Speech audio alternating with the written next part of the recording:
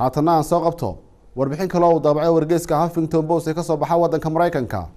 Warbixintaasina waxa uu ku faaleynayaa sharikadaha diyaaradaha ee wadanka Nepal ayaa mas'uuliyintoodu waxa ay ka jawaabeen codsi uga yimi oday daadiisa lagu qiyaasay 106 jir kaasi oo ku andacoonaya inaan weligii raacin diyaarad isla markaasina codsi rasmi ah u soo gudbiyay shirkadda diyaaradaha ee wadanka Nepal. Wargeyska Huffington Post waxa uu arintaasi cajiibka ku bilaabay. Odaygani oo 106 jir ah oo u dhashay wadanka Nepal ayaa dhawaan mar uu ku dhacay hargabka shimbiraha oo xilliyada guga dhulkaasi ka dilaaca isagoo ku sugan cisbitaalkii lagu daweynayay gudihiisa.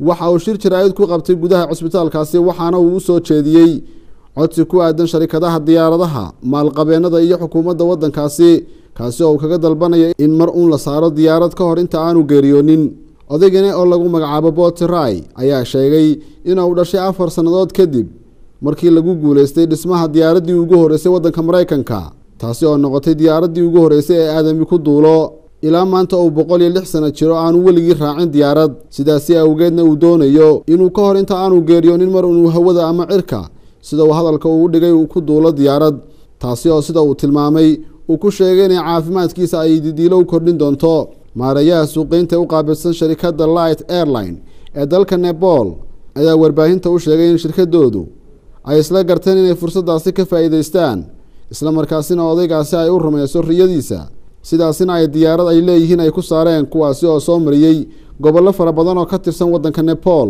Mr. Botirai oo markii diyaaraddu la soo caga dhigtay la hadlay warbaahinta ayaa sheegay inuu la kulmay safar wanaagsan oo ku raaxaystay waxaana uu sheegay in tani ay noqonayso taariikhda markii ugu horeysay uu diyaarad cagaha saaro isla markaasina ay hawada la soo marto waqti kooban.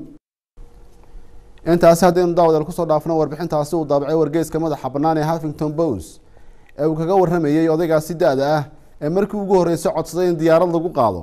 haatana aan soo qabto warbixin kale oo uu daabacay wargeyska madaxa bannaan ee Daily Mail. warbixintaasina waxa uu ku faaleynayaa dowladda wadanka Hindiya oo ku guuleysatay dhismaha